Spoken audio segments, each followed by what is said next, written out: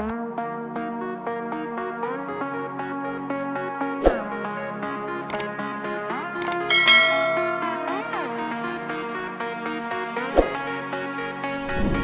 guys, welcome to my video. Cleaning is more than just a daily routine. It's a way to bring peace, balance, and freshness into your life. A clean environment doesn't only make your home look beautiful, it improves your mental health and physical well-being too.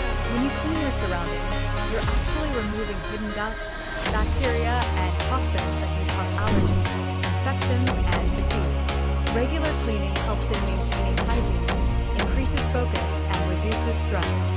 It's proven that people living in clean spaces feel happier, more relaxed, and more confident. From dusting and vacuuming to deep scrubbing and organizing, each type of cleaning plays a unique role. Surface cleaning keeps everything shiny.